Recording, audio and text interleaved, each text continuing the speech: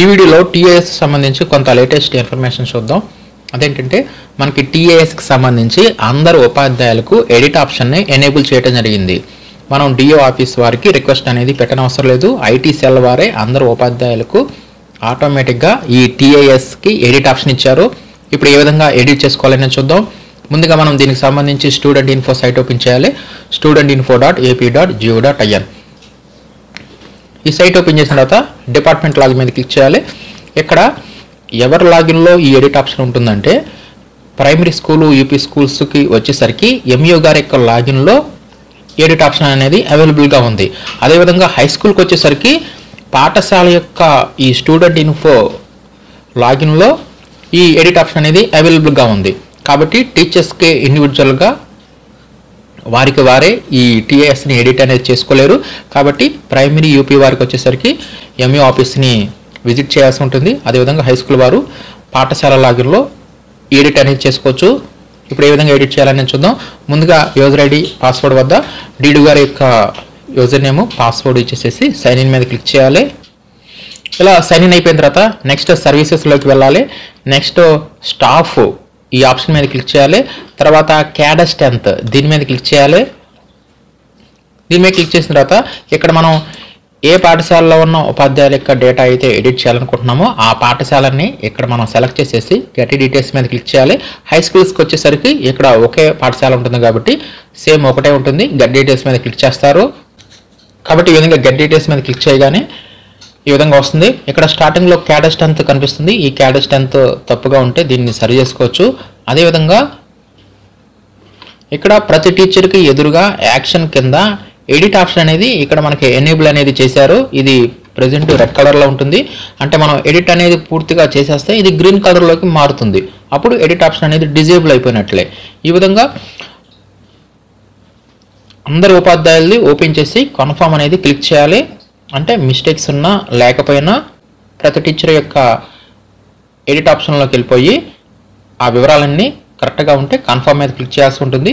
లేదు ఏమైనా మిస్టేక్స్ ఉంటే అక్కడ మనం సరి చేసుకోవచ్చు. ఇప్పుడు మనం ఎడిట్ చేయడానికి ఈ ఎడిట్ మీద క్లిక్ చేయాలి. అంటే టీచర్కి ఎదురుగా ఉన్న ఆ ఎడిట్ ఆప్షన్ మీద క్లిక్ చేయాలి. నెక్స్ట్ ఇక్కడ మనకి personal details, educational details, appointment details, transfer details ఇక్కడ ప్రతిదానికి 4 కాలమ్స్ ఉంటాయి. దీంట్లో ఉన్న వివరాలు ఆ టీఏఎస్ కార్డులో ఉన్న వివరాలే ఇక్కడ మనకి కనిపిస్తాయి. కాబట్టి ఇక్కడ చేయాల్సింది ఏంటంటే ఉపాధ్యాయులు ఎవరైనా సరే ఆ టీఏఎస్ కార్డుని డౌన్లోడ్ చేసుకున్న తర్వాత మిస్టేక్స్ ఏమైనా ఉన్నట్లయితే ఆ ఏ మిస్టేక్స్ ఉన్నాయో ఇక్కడ మనం సరి చేసుకోవచ్చు. సపోజ్ పర్సనల్ డీటెయిల్స్లో ఏమైనా మిస్టేక్స్ ఉంటే ఇక్కడ పర్సనల్ డీటెయిల్స్లో ఉన్న వివరాలను మనం ఎడిట్ చేసుకోవచ్చు. అదేవిధంగా educational details, appointment details, transfer details వీటన్నిటిని కూడా మనం ఆ టీఏఎస్ కార్డులో ఉన్న వివరాల ప్రకారం మనం ఎడిట్ అనేది చేసుకోవచ్చు ఏమైనా మిస్టేక్స్ ఉంటే.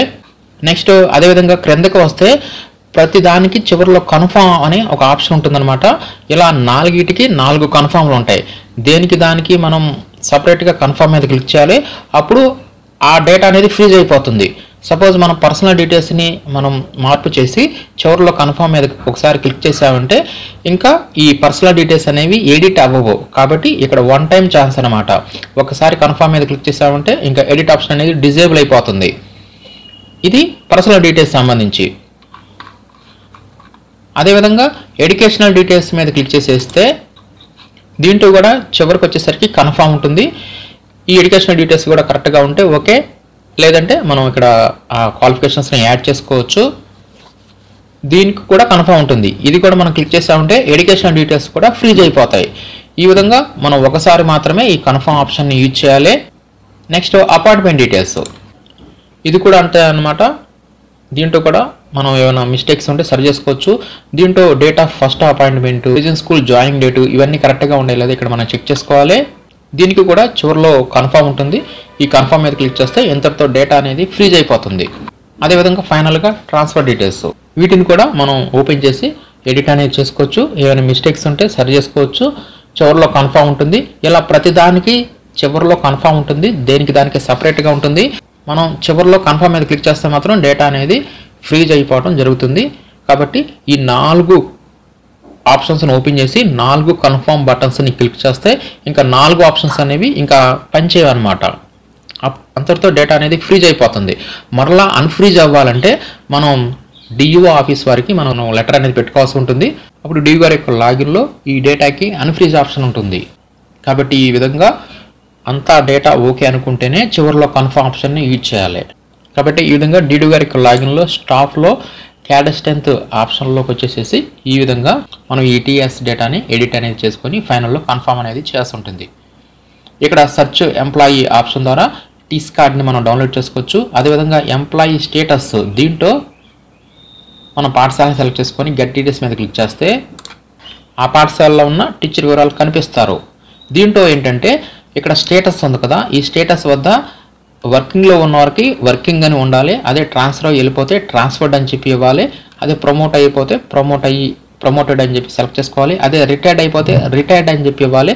అదే చనిపోతే ఎక్స్పైర్డ్ అని చెప్పి ఈ విధంగా ఈ ఆప్షన్స్ అన్నిటినీ మనం సరి చేసుకోవచ్చు అనమాట. అంటే ఎవరికైనా సరే ఈ స్టేటస్ అనేది ఈ విధంగా మార్చాల్సి వస్తే ఈ విధంగా ఎంప్లాయీ స్టేటస్లోకి వచ్చేసేసి వీటిని మనం ఎడిట్ అనేది చేసుకోవచ్చు. దీంట్లో వర్కింగ్ అని ఇస్తే మాత్రం సేమ్ స్కూల్లో ఉంటారు. అదే ట్రాన్స్ఫర్డ్, ప్రమోటెడ్, ఇన్యాక్టివ్ ఇవి ఇస్తే మాత్రం ఆటోమేటిక్గా డిలీట్ అయిపోతుంది.